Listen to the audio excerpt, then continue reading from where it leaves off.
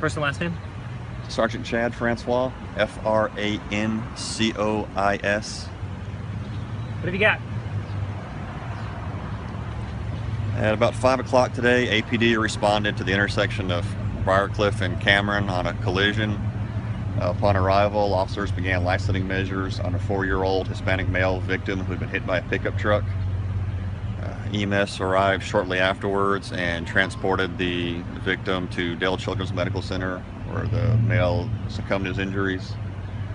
The vehicle that hit the child is described as an older model, white over tan Chevy Silverado with a ladder on a rack in the back. It was last seen southbound on Cameron and is still at large this time. Do you know of a license plate number that you're looking for? No, sir. You don't? Do you have any witnesses that have talked to you about it? We have witnesses, and the detectives are working with them right now to get more information. Was the child holding a phone, you know? The child was with parents. The parents were rendering first aid when we arrived. The parents were in a process of getting the child into a vehicle to take them to the hospital. We convinced them to stay on scene so EMS could get to them quicker and start their task sooner. But we don't know why the child was in the street. None of the parents were hit, and that's all we know at this time. Why is the crime scene covering so many blocks? It's best to have a crime scene large and shrink it down once we determine certain elements aren't salient to the investigation. It's much more difficult and detrimental to a case to have to enlarge a crime scene.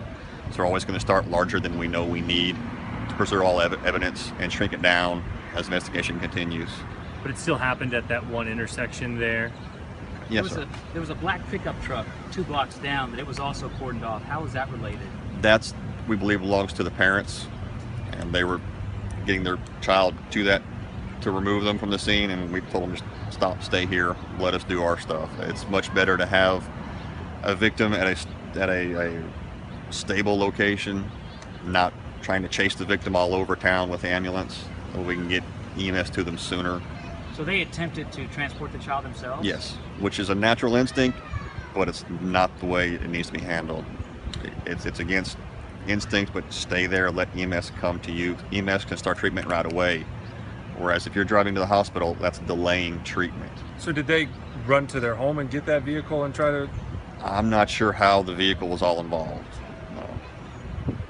So the vehicle is the parents' vehicle, that Yes. pickup truck? Yes. But they were crossing the road when they were struck, correct? I'm not sure all the exact logistics of it, but the parents were on scene with the child, and they tried to transport the child. We heard from a couple neighbors saying something that the people responsible might have kind of done an even stranger evasion, possibly hidden other things on the way, anything of that nature?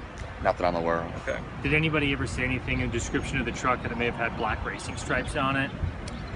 That information was not accurate. Okay. That came out initially, and as things progressed, that is not our suspect vehicle. So it's, and nobody gave a description on who was in the vehicle? Not this time. Okay. Not how they were dressed? No. And it was a white or off-white? We're described as white over tan, a white top with a tan rocker on the bottom.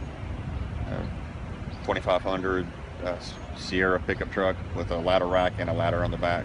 That older type vehicle? Older, early 2000s. And if someone sees a vehicle like that that matches that description? By all means, yeah, call us and check it out. With a ladder on. It's just to reflect on common sense, but how important it is to keep your kids close when you're crossing a busy road. Yeah, the advice, if you're close to a road, crossing the road, a child that age, keep hands on them. They get distracted, they run away, they don't understand the hazards like adults do.